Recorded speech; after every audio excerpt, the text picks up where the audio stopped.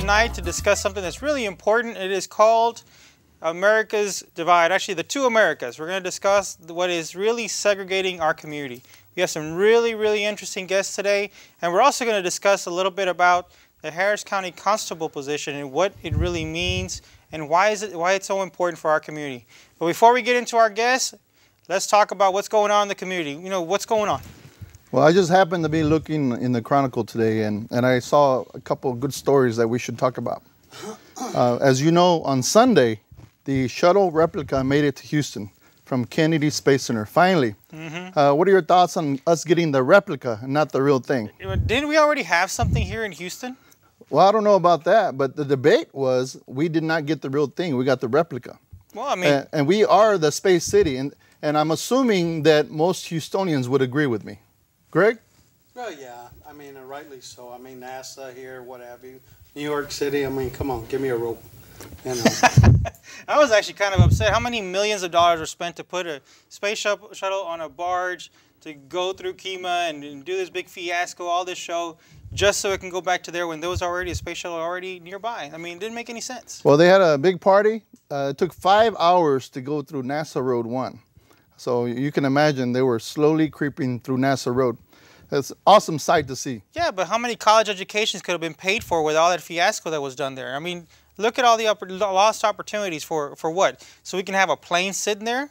And then they also, when they closed the NASA Road 1, look at the effect that it had economically on the local businesses there for 5 hours. I mean, restaurant businesses or what have you. Yeah. Well, I'm just glad we have something. Yeah, but look at all the taxpayer waste that occurred. I mean, really, did we really have to spend all that money? Because actually, we didn't have it in the first place. We just charged it on the credit card, right? You know what? I think it was worth it. But let's go on to the next story. As you all heard, Southwest Airlines wins battle against United Airlines to have an international airport at Hobby. What do you say to that? I'm excited about it. I would much rather prefer fly out of Hobby than out of, up north, Intercontinental. You? I think that it's a win for the southeast part of the city. I think that the whole area should just economically should boom. And I'm with Jose. I mean, to fly out of the country into Latin America.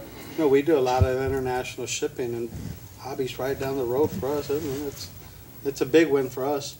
Good. Well, there's some big-time runoffs going on right now. One of the biggest races here in Texas is Senator Kay Bailey Hutchinson's seat. As you all know, there's a couple of candidates that are really fighting it out. I found it kind of interesting that the Lieutenant Governor, David Dewhurst, who's a candidate for the Senate, wants to debate Ted Cruz on Spanish TV. And Ted Cruz doesn't speak Spanish, and Lieutenant Governor does, and he's not Hispanic.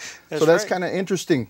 What are your thoughts? Wow, I wasn't aware of that. That ought to be very interesting, to say the least. But, Cruz, he's probably well, I won't say, but I'd rather see a Democrat in that race, but nevertheless. Yeah, I'm actually excited to see what's going to happen because, what I'm realizing is like even within both parties, either on the Democrat side or on the Republican side or whatever, they tear each other's eyeballs out. They go at it so hard just to see who's going to be the last person standing, and then they go fight the other person. So I really like the battle that's going on right now between Dewhurst and Cruz. I mean, it's no holds barred between both of them. And, hey, if Dewhurst has that extra capacity to speak another language and wants to take advantage of the ability to speak another language, why not? I mean, that's great. It's Dewhurst's to lose. It really is. He was a favorite. Cruz came out of nowhere. He's got him outraised, everything. So, I don't know. It's going to be interesting. Well, here's a headline that you should know about, that I'm sure most of America knows about. They call it the zombie from Miami. Exactly. Can you bring it back to Houston? What are you doing in Miami? You heard me right. The zombie from Miami. Apparently, someone attacked a homeless man and was biting off his face when police got there. And basically, they had to shoot him, I believe, 5 times because he was on LSD. So he was very overpowering. So they had to shoot him to get him down. Ben, I tell you, I don't know if it was LSD or form of something similar to LSD, but I saw a deal on 2020 or I don't know what show it was. And it's sea salt. Have you heard of that? No. Some type of sea salt that they're the younger kids, and it gives them all type of superhuman strength. Like, I think in that particular case, guy had to be shot like 15 times, and it took several police officers, but unreal. And then the guy that he did that to is still alive. Is that correct? That's correct. Wow. Yeah. Now, there's another story that's kind of on a lighter note. There was an art car stolen from here in Houston. As you know, we have the famous art car parade. Now, who's going to steal an art car, okay? Well, just for the viewers, so in case they see this, it is a Chevy pickup, 1988, and it has red and pink lips everywhere. So if you see it, call police. You sure it wasn't your cousin? You sure it wasn't my cousin? I put hydros on it already. It's in my garage.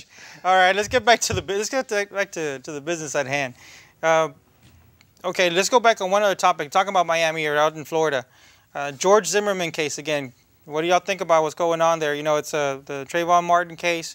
The gentleman got his bond revoked. The judge pretty much called him a liar.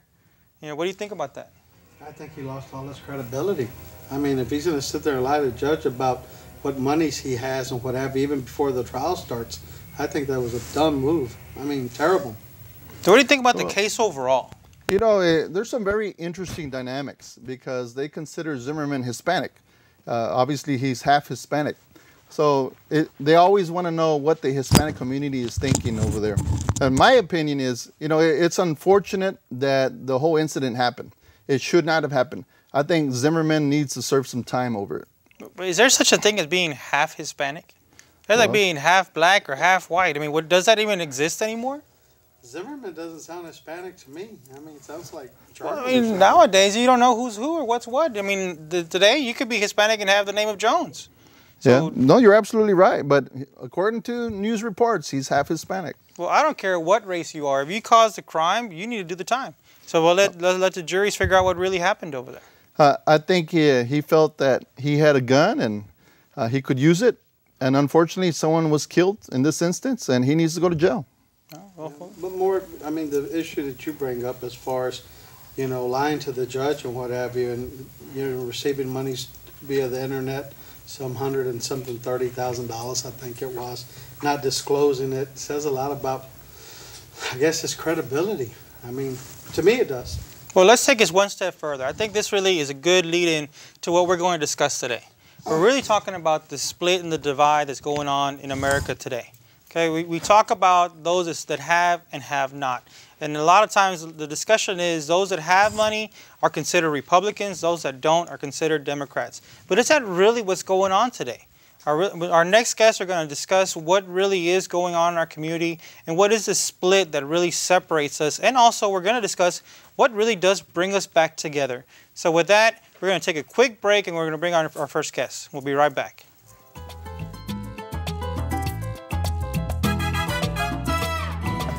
Okay, welcome back. You are watching Latino Talk TV. We are live here in Houston, Texas. And now I have two very special guests with us. First, I have Attorney Ben Dominguez. Welcome. Hello. Hi. And we also have Lane Lewis representing the Harris County Democratic Party. Thank you. Welcome for being here. Okay, we're going to get right to the business at hand. I'll tell you what, I want to congratulate Mr. Lane Lewis for winning. You won, I'm assuming, the chair. I did. I was reelected. Of the Democratic Party. Correct. So how does it feel to be a winner? Oh, well, I've had the job since December. I was filling Mr. Bernberg was stepping out early, so the precinct chairs of Harris County voted me to fill his remaining position, which kind of prolonged because of the redistricting battle and the voter ID battles that was coming from the Republican side. We finally got a primary, and I won with 10%. So thank you very much. Congratulations. So with all the redistricting and the lines and the election being, for a while we didn't even know when it was going to be. Yeah. Do you think that had a huge impact on voter turnout? I definitely think it had a huge turnout. One of the interesting things was we saw a very large increase in mail ballots that no one can really explain. I'm going to assume that it was people that were just frustrated with the process, that were eligible to get mail ballots and finally said, you know what, send me the mail ballot. When y'all figure it out, send me the mail ballot and I'll vote. And they weren't sure when the election was. Yes, Right. but give us a mail ballot when you figure it out. Well, I think that's a real good lead into what's really going on here.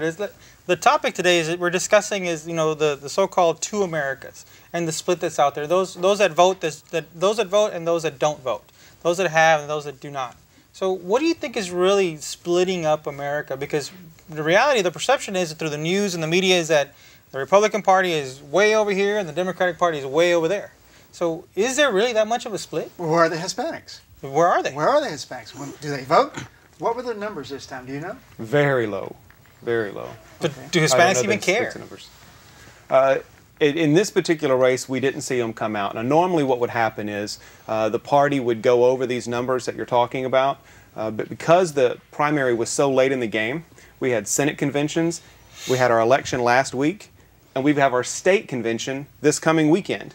So we haven't had a lot of time to pore over those numbers as well as we normally would. So I don't know the exact numbers other than they were very low. I can say this, across the county, you're looking at about roughly 5% turnout of total registered voters. Of registered voters? Of registered voters, roughly 5%. Well, I'll tell you a well-kept secret. About 10 years ago, I met up with folks from the Gallup poll. And I was told that by now we should have enough registered Hispanics to really dominate both parties.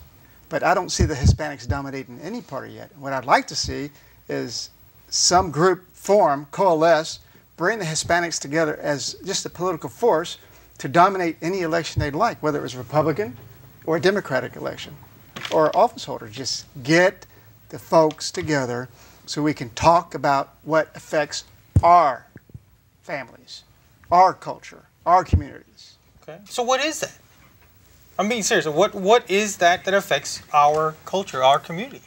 Because that's the magic question right there. And really, I want to open up the phone lines right now.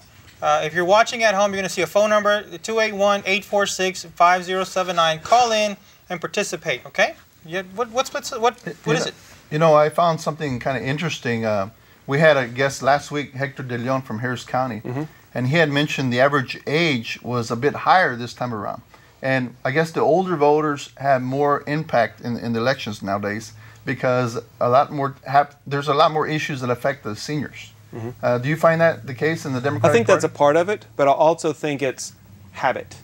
It's habit. It's what they've done all their life. The younger people that are coming up, they haven't developed that habit, or their parents didn't have the habit. But the older generation, the 65 and older specifically, much higher turnout. It's just a shame that people don't participate, and then when they need or they want everyone to help them, and really don't understand the importance of your right to vote and what people gave up for you to earn that right. Well, part of that is when you have one particular political party that is constantly saying government is worthless, government's bad, don't give them your money, don't trust them. So the people at home sitting around watching Fox News or whatever, they begin to get ingratiated into this mentality and they think, oh, well, what does my vote matter? Nothing's going to change. Well, that sounds like a political speech to me, but let me just say. So why does it matter? I mean, why should someone care? I mean, no one's answered the question yet. It's okay, our community, Latinos, all the nice catchphrases, but why should someone interrupt their day from working 8 to 5, 10 to 12, whatever, picking up their kids from daycare, doing whatever they have to do, going to church or not, doing what they do? Why should they stop and pay attention to something else? I'm going to tell you from my perspective. I've run for office before many years ago when I was your age, young. And I think what drives folks to the voting booth on election day is the candidate or an issue. I agree. Right now, I don't think we have either, except for immigration. Neither party has done anything about immigration, and someone has to take the lead and do something about that. I agree with you, Ben. I think what it is that we need that electrified candidate to really spark up the cause, if you would, and get the young people involved. And I mean, what drives me crazy is we can set the record for filling up the Reliance Center for a rodeo, but we can't come out and vote.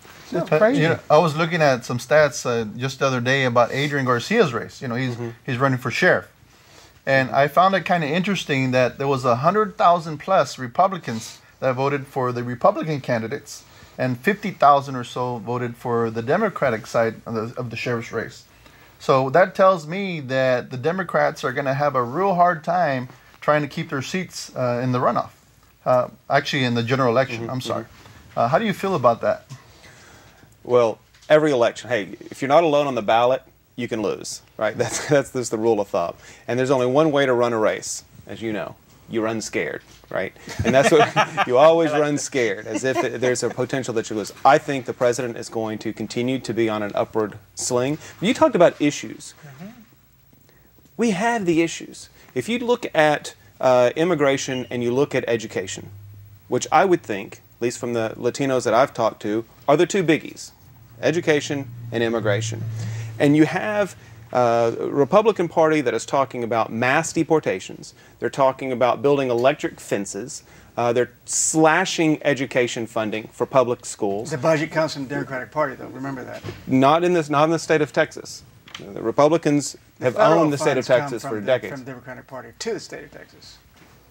Well, not if we're rejecting the funds that are coming here. When the Governor Perry says we don't want any of that nasty federal money and refuses to dip into the rainy day fund, those cuts are coming from a Republican legislature. And on the other side, you have Democrats that are talking about pathway to citizenship. We're talking about innovative ways to supplement education. When we're talking about strengthening public education rather than private education. But they're still not coming out, are they? They're still not coming out. You're talking about maybe a subject like the DREAM Act. When you have the DREAM Act, when could be a wonderful program if some of the kinks are worked out. But I think one of the problems is you have the DREAM Act, but what are you going to do about the continuing influx of people coming into the country? You have to kill two birds with one stone, and that's hard to do when you have divergent viewpoints like that. Well, and I agree to that. We've also got a situation where particularly on the Republican side, the far right won't allow things to happen on the immigration. You look at George W. Bush. Goodness knows I agreed on just about everything. But he was good on immigration, or wanted to be good on immigration. President Obama, good on immigration. But the Republican Congress has flat out said we will not allow any progress on this issue. Which brings us to our original point. I don't think there's any elected official who says, I want to be for tobacco. But they have so much power in D.C. that they're going to do what the tobacco industry says, mostly. We hear that, correct? And the money, the power comes from the money they get. Yes. The Supreme Court didn't help. But that's because this power has influence in our elections. Financial influence. If the Hispanics coalesced together and had influence on elections, we could dictate policy as well. And we don't because they don't go out and vote. That's the problem. And give money. And give money. I think there's bigger issues, though. I mean, the immigration, but I really think the economy, jobs, and I think that, instead of taking one giant step, take a few little steps to get there. And I think if those need to be addressed, look what's going on in Europe right now. Look at the ripple effect it's going to have across, the Atlantic Ocean reaching over here. If you just looked at what the stock market did last month, it's tanking. I don't know what it did today, but they had a special report last night anticipating the effect of the European market, Greece, Italy, and so I think that at hand, I think we got to probably pick our fights a little smarter. And I want to mirror that. You talked about two worlds, two issues, and I don't think it is a Republican-Democratic issue. I think it is a have and a have-not issue. I think it is a class issue. And I think what you're seeing in Europe, I think what you're seeing with Occupy whatever, the 99% versus the 1%, it is a class issue. And I've been saying that for 10 years, that when the 99% wake up and realize that it is the major corporations and the huge investors that are running, and the Supreme Court didn't help by allowing these super PACs to pour in billions. The Koch brothers just said this week they are expecting to put in at least $100 million into Romney's campaign to beat President Obama. And the Supreme Court says that dollar equals speech. Money equals speech, okay? Well, my dollar can't stand up to their 100 million. Tell that to David Dewhurst. How's that? He's a wealthy man. Look at him now. He's struggling against Ted Cruz. You see that problem? So maybe the money is not going to buy the election, like you're suggesting. We shall see. And I think Ted it's his. I Cruz think is it's the populist of the Tea Dewhurst to Party lose. right now. So he may end up winning the election. Who knows? Yeah. But I have a question Could for be. both of you all. Why are you a Republican and why are you a Democrat? We'll start off with you. you can answer first. He just won. Okay, before y'all answer, the phone lines are open, 281-846-5079. You can chime in with us too. All right, go ahead, Ben. My answer? Uh-huh. Well, actually, when I decided to run for Republican office, it was because I didn't see anyone in the Republican Party representing Hispanic interest or protecting Hispanic interests, whether you're from Mexico or Honduras. And that was my primary motive, and I think I've done pretty well in talking about the Hispanic interest, because it could be much worse than it was, or it is right now. But that was my primary motive, and I have conservative values, and I relate to both Republicans and Democrats. I just chose the Republican path, and I'm happy about it. Okay, so what are the conservative values? Well, it starts with the family values, and you hear about the far right, but really, I think that you have Republican politics or Republican people who talk about religion, and that's what Hispanics do. They go to church all the time, and so there is some commonality there. And I'm not saying the Democrats don't, but I don't think the Democrats are known for that particular idea. I have a ring on, and the ring is made out of a mite coin. Now, a mite is worth about a penny in Jesus' days. And there's an old parable where Jesus is preaching in the church, and the wealthy men come in and they lay all of their wealth at his feet. And then the poor woman comes in and lays down 2 or 3 mites. And the lesson is, she has given more than all of you combined. And I wear this ring as a reminder of what responsibility that we have as public service and political party to make sure that the contributions of the poor, the contributions of the working class matter, and that they're recognized, and that they're given opportunity to public education, to health care, to immigration, and to occupation. And that's why I'm a Democrat, because the party of the Democrats seem to align themselves not just in words, but also in deeds and actions and policies. Throughout our history, it has been the liberals that have led the way, in my opinion. But do elected officials lose sight of either being a Republican or a Democrat due to the special interest? Happens all the time. The lobbyists, right? He's the elected official. The lobbyists. I would say they do often. Yeah. And sometimes it's fluid, sometimes it's a spectrum. Well, during the session, I don't know if you've worked a session or if anyone here has worked a session or been to Austin, but things move pretty quickly over there. There are thousands of bills you have to review and approve and take a position on within 5 or 6 months' time. And they're all filed right before the session. You get to know them pretty well and debate them on the floor. Oh, you bring up a good point. I represent the chamber, statewide Hispanic Chamber. And we are often asked to go to the State House and talk about the issues that are on certain bills because, as you said, those bills are sometimes stacks and stacks high. And the state reps and the state senators don't have time to read all that. Mm-hmm. So they take the input from organizations, lobbyists, et cetera, et cetera. So it's a good point. Money also is a big driver. I can see the lobbyists having a heavy hand. For instance, even the local politicians, city council, and the state reps locally, I mean, they're going to listen to people that give them money, the big-time donors. Am I right? Politicians listen to 3 things, right? We listen to votes, volunteers, and money. Those 3 things. So when people come and they're trying to influence a politician, those individuals that can influence one or more of those things the most typically are the ones that politicians listen to. And the bottom line, though, is in the end, whatever they have to offer, they're looking at the elected official, being they, at the vote, whether it's the money or any other type of thing. It's all politics are local. So if you look at the president, and let's take whoever it may be, okay, but is there always going to will there ever be a common ground from here on up for the next 100 years that these 2 parties can, come together and get things happen? Or we're going to have the gridlock and we're going to have the last minute decisions and, I was thinking about that the other day, Greg, and I think It seems like it's just getting further and further. I think we're going to continue to have hostility, Yeah. and all federal appointments are going to be held up for quite some time. I don't see how that can change. Do you?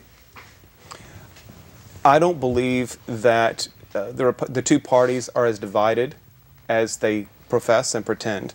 I think that particularly on the Republican side, the far right that has an attitude of stop them at any, I'm talking about Tea Partiers, that stop Obama at any cost, has led to this divide.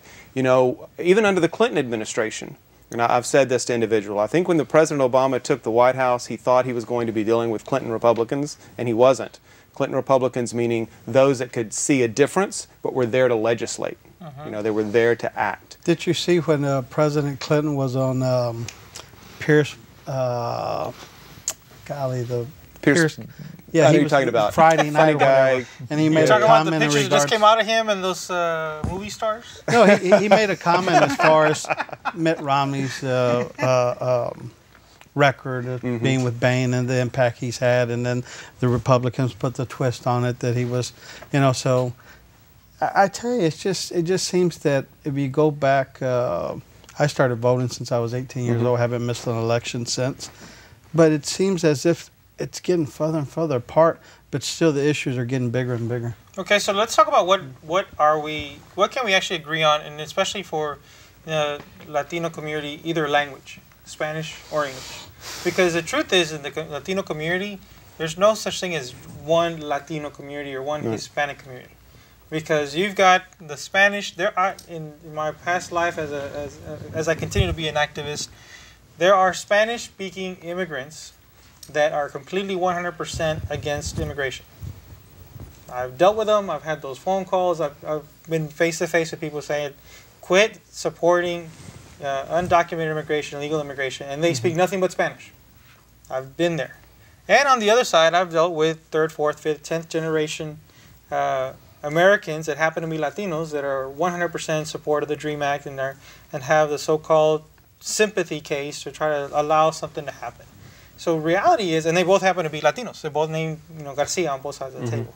So what can we pick to unite? What do we actually want? We talked about education. Do we want an educated society? Can we set a common goal?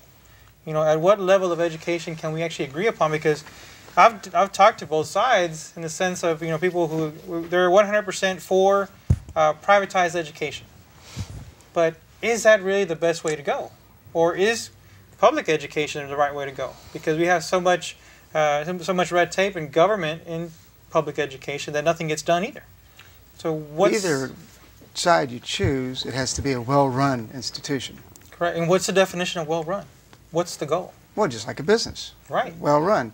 With the end goal of having an educated society, because that's best for the economy. Whether they end up going to college or getting a PhD or whatever, they come back to the community and they contribute. They earn income, they pay their taxes, they hire folks, they teach others they're leaders in the community, and that's what we need. So whether it's private or public, we need for it to be an efficient institution so that these kids are educated and go on to college and come back and do well. When you look at the numbers, 17% of Latinos, you are 17% likely to get an upper education, compared to 34% of all adults. So if you look at that, roughly, if you're Latino, you are half as likely to get a higher education, meaning associate degree or higher, than all the other adults combined. Now the problem with that is this. The United States cannot meet its occupational or societal goals or needs if the Latino educational attainment is not secured. As the Latino population goes up, who is going to be our workforce? Who is going to be our engineers? Who are going to be our psychologists? Who's going to be our teachers? Right? Who's going to be our public servants? It's going to be the Latino community. And if we don't provide them with the educational services from K through college, this country is in, something we can agree on, our country's in for some trouble. I think we agree on that. We're in trouble. Yeah, we're in trouble. I agree on that. All too. right, so we agree on something. I agree with that too. Finally in agreement. I'm sorry, Greg. If you look at the local, look at the black vote. Now, they're afflicted by some of the same issues that affect the Hispanic community: education, opportunity, and look, I'm going to tell you, the black vote's going to decide these local elections here and a lot of these runoffs. What was the numbers on the black vote locally? They were significantly higher. Compared to the Hispanic? Compared to the Hispanic or the Caucasian. Yeah. Is it an increase, though, in the past participation? I couldn't tell you. I don't know that much detail. You know, I heard some rhetoric the other day, and I don't know how true this is, but I heard it from Congressman Al Green, that there was a movement to stop voting on Sundays. You're talking about early voting. As you know, the black churches get very involved in the voting process on Sundays. How true is that? Are you aware of that? I have not heard that at Okay. all. He hasn't. So anyway, there's a movement to stop early voting on Sundays, and of course, the African American community is totally against that. And I think we should have early elections all day from Monday through Sunday. I don't see why they're trying to get rid of Sundays just because the African Americans vote on Sunday. Well, and I would agree with that too. Here's something else. Why can we not vote anywhere we want to on Election Day? If we can do it all 2 weeks before that, why can't we? Well, we have the technology, we have the ability, but why don't we? You know, we had an interesting discussion last time about early mail ballots. You know, we're talking about this voter ID. You got to present IDs to go to the polls, and you have to have, I guess, either a registration card or a driver's license, right? And your barcode on your arm. but yet, we allow people to vote early ballot by mail, and they don't have to show an ID. So, you know, why is it that we're requiring some people to do that and some people we don't? It doesn't make any sense. Why can't there be some kind of computerized system that will allow voters to vote regardless of where they're at? They can just press a button on their computer or some other mechanism so that we can have more voter participation. Don't you agree? I absolutely agree. I'm for anything that increases voter participation, and here's why. When voter participation goes up, liberals win. When it goes down, conservatives win. But I thought that's why you won, because of the lower participation. No, not in 08. But in the primary, it doesn't matter. Everyone's voting for Democrats in the primary. Well, on that note, I think it's time for us to take a quick break, and I want to thank you both gentlemen for being part of the show. It's very informative. Thank you so much. Thank you. All right, we'll be right back. We'll be right back with live television. Candidate for Harris County Constable Precinct 1 with us to talk about what actually is a constable and why it's so important. We'll be right back.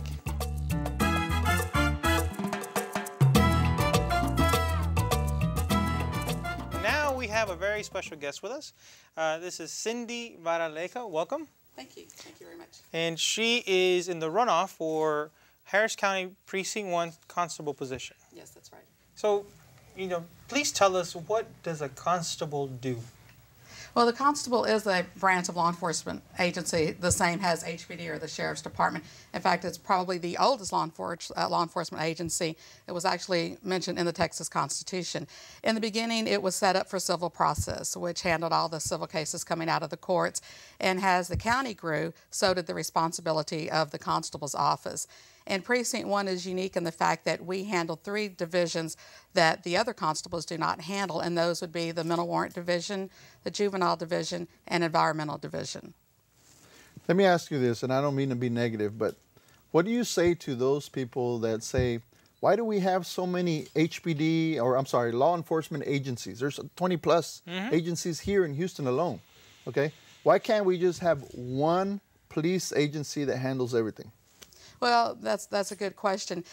The county is growing so big that you have to have the different law enforcement agencies because they're all diverse in what they do, and many of them have different specialized divisions. So it's much easier for us to have, like as I said, Constable Precinct 1 handles the mental health warrants that HPD does not do. The Sheriff's Department does not do that. We handle them for the entire Harris County. So it is important that we have diversity, that the public understands that the county is so big, the city is so big, that in order to try to meet the needs and address those issues, that it's going to take not just one law enforcement agency, but several. Cindy, congratulations on your recent victory. Thank you. Tell us tell the viewers what makes you the best qualified candidate for the job. Well, I have worked at Harris County for 35 years. 32 of those years were spent at Precinct 1. So I worked my way up. I actually started out as a clerk, and it was the 70s, and I wanted to become a police officer and was called by the Sheriff's Department to go to the academy. So I started at the Sheriff's Department. I graduated from there, became a deputy, and went to Precinct 1, and I worked my way up from a deputy to a sergeant to the rank of captain, from which I retired. So I know Precinct 1. I've lived in Precinct 1 over more than half my life, so I'm personally invested in the well-being of the community. I've worked in many of the divisions there in Precinct 1, so I know exactly what needs to be done and how best to go about doing it. So if the people will come out and elect me as their constable, there'll be no on-the-job training for me. I've had that over the past 3 years. Point. You know, we forgot to mention something, Jose. We did invite the other candidate. Is that correct? That's correct. Yeah, and it was a late notice for both camps, so we're not taking sides. I just want the viewers to know that both candidates were invited. That's correct, and we made several efforts to try to reach out to both parties, and the main intent is to allow the community direct access to the candidates, because that usually for this type of position, it doesn't get that type of attention, right? So the phone number will come on the screen right now. If you have any direct questions for Cindy or for any one of us, the number is 281-846-5079. And really, what I want to ask you, based on what the constable needs are or the community are, we're just walking out of something that's not very positive in the community. The office itself going through a lot of turmoil. So what direction does the constable office need to go? Because the county's going through major budget cuts. Right. Every department's losing, PCN slots, or sorry, there's my county government talk. There's slots and job slots that are being lost. So how do you propose maintaining or increasing the protection in the community based on the law enforcement services you have to provide? Well, and because of my experience there, I know exactly what to do. And back in March, when we had layoffs, which was unheard of, when you went to work for Harris County, you were assured of a job. You were going to have a job. So these layoffs came as a shock. And I was asked to check to see where we could trim, what we could do in the divisions that I supervised. We had lent some deputies early on to some of the different departments. And because I had a relationship with the different department heads and I knew that I could approach them, I did approach several of them. And one of the department heads was able to find funds in their budget to transfer to our budget so that we saved a few jobs. And that's what's important, is knowing who the department heads are, who you have had a history with. So I was able to take care of that and was able to save a few jobs. And it's all about going upwards. That's what we need to do. And I can do that because, as I said, my history with Precinct 1 makes me unique in the fact that I know how to go about taking care of business there. I'm sorry to interrupt, but what's the operating budget right now that the Constable 1 position has? Right now it's about $22 million. Okay, so just so everybody understands, the constable position is a $22 million a year operating budget that she will be leading, or whoever wins ends up leading. So this is a multi-million-dollar organization. Exactly. You know, I find it I'm very happy to see Latinas running for constable. There's not too many Latinas that will do that. So what motivated you to run? As corny as it may sound, my love and passion for Precinct 1 in Harris County. I come from a family of public servants. It's all that I know. And people have said, oh, you don't look like a politician. That's because I'm not. I'm a public servant. As we all were taught by our parents, we leave a place in better condition and better shape than what we found it in. And that's what I plan on doing with Precinct 1. I plan on bringing it back to a place of respect and integrity for the community and to address the needs of the community that are most important. And that's why I decided to enter the political arena, because I need to give back to the community. I need to give back to Harris County. And as I said, it's been a life of public service. It's been one that I followed the example that my parents and my siblings set forth. So that's why I decided to run. And along with the fact that I am very qualified for this position. You know, you bring up a good point. We forgot to mention about your family. Why don't you tell the viewers a little bit about your family? Okay, well, I am the daughter of Rudy and Alicia Vada. My father was very active in the local politics, and my mother as well. And in fact, earlier you were talking about the importance of voting and why it is that it seems like 65 and older go out to vote more. And I remember going with my mother at a very young age to sell poll tax. And people were always like, don't mention that, don't mention that. That was a sad time in our history. Well, maybe so. But my parents knew the only way to make things better is to get involved. And that's what my mother did. She set up her little table at the local grocery store. I went with her, and she would explain to the shoppers coming in, whether it was in English or in Spanish, this is what you have to do in order to vote. So she actually won many trophies for being the first prize of selling the most poll tax. So I think that's why the older generation, because they remember having to pay for that poll tax, and then those underneath them are the children that remember going with their parents, or being by their parents' side when they went to go vote. And it is a generational thing. You have to see what your parents are doing. And my brother is Richard Vada, who is the just won a re-election, Justice of the Peace in Precinct 6. And my brother Joe also worked at Harris County, and he retired as Assistant Chief Investigator at the District Attorney's Office several years ago, and he also had like 30 years at the county. And my brother Lonnie is also retired from the City of Houston, where he was the Human Resource Director. And 2 other siblings that are in private industry. Cindy, you received some very key endorsements. Yes. You received the endorsement of the Chronicle. Yes. I mean, just on and on. How are you going to translate that into votes in this runoff? Because your opponent's got deep pockets and what have you, and the topic we were talking about is the 2 Americas. So how do we translate that into votes? Well, I'm very proud of the fact that I made it into the runoff, and it's going to take a lot of hard work, and it's going to take what I know best, what I learned at my father's knee and at my brother Richard, going with him in the late 60s and early 70s, being there when Mickey Leland was running, and Barbara Jordan, and just going out into the community and knocking on those doors and telling people, this is who I am, this is what I can do, and this is what I will do when I get into office. Because that seat there at Precinct 1, it doesn't belong to me, it belongs to the voters of Precinct 1, and that's what I intend to convey to them. And it is a lot of work, and it is true that my opponent has deep pockets, but I have deep passion. All right. Sounds Okay, good. so I want to remind y'all that the phone lines are open, so pick up the phone and call. So now I'm going to ask for something different. Okay. Okay, let's drop the political talk and tell us what's really going on. How's it been campaigning? Well, somebody said, you're not going to be ready for this, you're not ready for this. And I'm, oh, sure I am. I know all about campaigning. I've done it with my brother, I've done it with friends. But you truly don't know until you're actually the candidate. It takes a toll, it does, but you find out that there are people that really believe in you, that come out, that give up their vacation, that give up their family life to come out and join me out there in the heat. I had people that were working early voting polls. I had, my family showed up. My granddaughter came out and helped on election day. So it's great. I wouldn't have traded it for the world. It's been a great experience. Well, you're still going on. It ain't over yet. No, that's true. That's true. Yeah. It's a whole new ballgame. So tell us, what are the main issues in your race right now?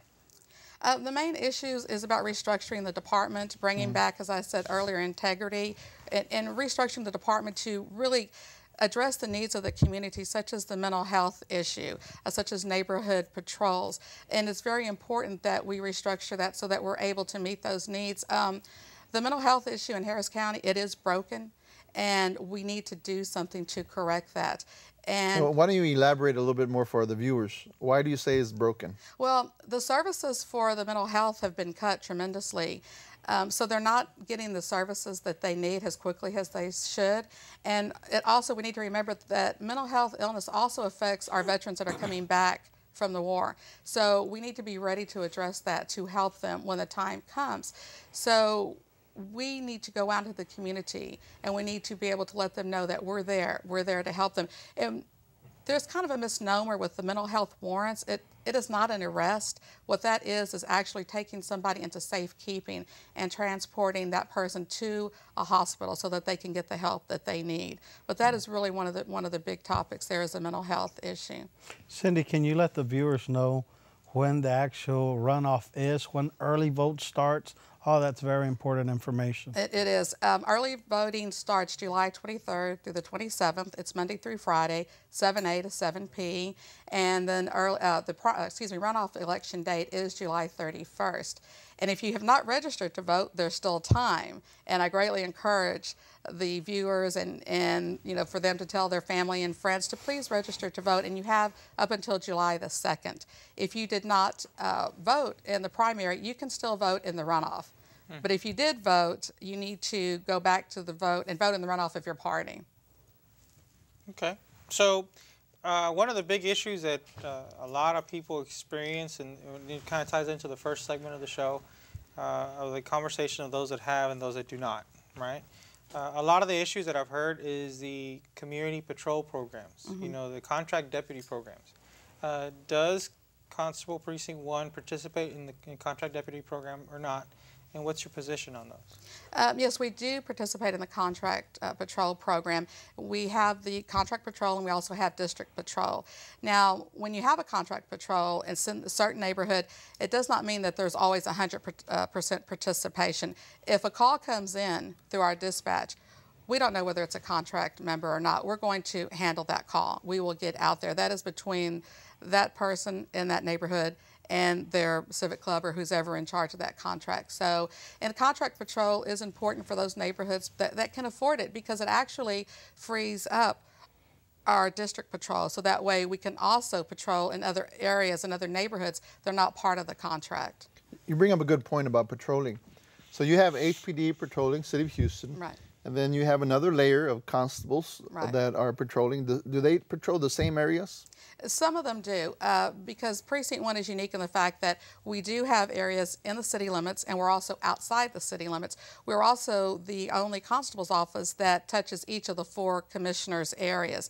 So we can patrol in the city limits, and then we also patrol outside the city limits. And so then the sheriff's department is the third layer. Right. Do they patrol the same areas that you all do? They patrol outside the city limits. Okay. Right, So in the county. So basically, there's two departments, so to speak, that are patrolling outside of Houston, and 2 that are inside of Houston. Right. Okay.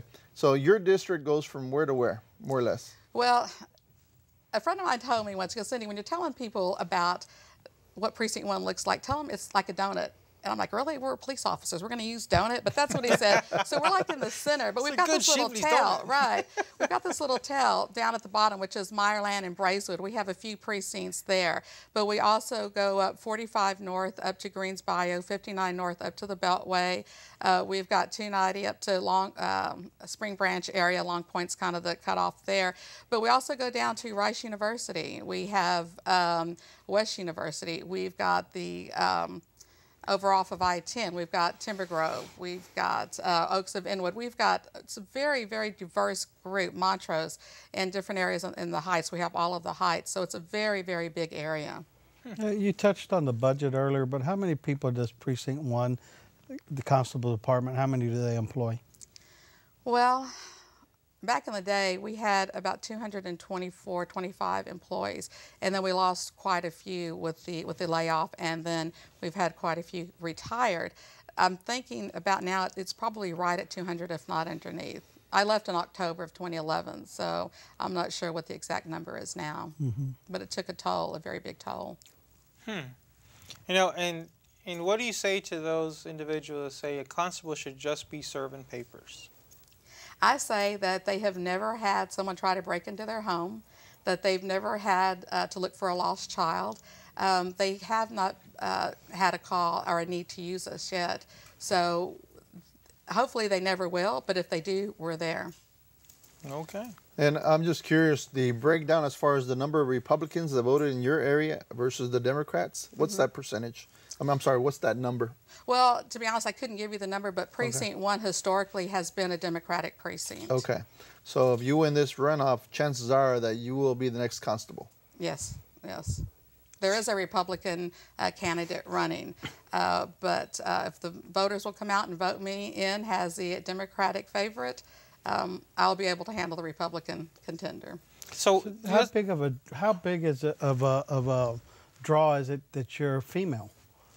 I think it's a very big draw. In block walking, I've run across several women that were very excited to see a female running, especially one in law enforcement. And it was really kind of eye-opening when I realized that in all of the 8 constables, other than Constable May Walker at Precinct 7, who was reelected, I was the only female running. And I'm not sure why that is, because we have a lot of female officers now. We've got a lot of veteran female law enforcement officers, such as myself, and I would love for them to take, step up to the plate. I was glad that none of them entered this race, but I would like to see more females come up and run, because we're there. We've been on the forefront, especially those that entered law enforcement, such as myself in the 70s, when it was not a woman-friendly profession. So I would very much like to see more women, and as I said, when I'm out there, they're very excited. They're say that they're going to support me, because I think they know that women go in and we take charge, and we know how to clean house. We know how how to take care of that. So. No pun intended. Literally. Oh wow. Well, I want to thank you for your time. Any closing remarks? Well, again, my thank you very much for having me here. My name is Cindy Vada-Leja, and I am running for Harris County Constable Precinct 1. And I want to remind everybody to please get out to vote. If you're not eligible to vote, please register to vote as soon as possible. It's your voice, and it's one way to be heard. So again, I appreciate you having me here this evening. Thank you. And thank you. Thank and just you. as a reminder, invitations were sent to both parties, and it was short notice to both parties, but thank you so much for attending. Thank you. Ben, closing? Well, I just want to invite the viewers every Monday at 6 o'clock. We're here live, so please participate. Unfortunately, we didn't get any calls today. I know. But we encourage you all to call next time. Great. I tell you that there's a lot of things happening. What we discussed earlier, getting people involved. We really need to brainstorm, bring both parties together, and see how we can make Houston, Texas, the United States better, and get people to participate. Good. All right. If you're out there right now, I want to invite you to go to our Facebook page. It is facebook.com Latino Talk TV, and also on Twitter. We're on there, and we announce the shows and the people who will be on the show there a few days before the actual going live. Okay, so join us there and follow up with us and give us your comments. Tell us what you think about the show. It is a live television show. It is 100% volunteer. Everyone in the studio. I wish you could see everybody here right now. It's a beautiful sight, but we're all volunteers. And we do this because we care about the community. We really want to make a difference. We want you to take action. We want you to actually, participate in your community, get out there and vote, and get involved. Because a lot of times we can sit at home just like you're doing right now, and I did it, okay? I mean, this is what we do. But if we do not stand up for our own community and take advantage of the opportunity of helping others, just like we do here, it's just going to get past us, okay? So join us next week. We'll be here at the same time, 6 p.m. live, and we want you to call in and participate, okay? So you're watching Latino Talk TV. On behalf of myself and everyone here that's volunteering, have a great night, and we'll see you next week.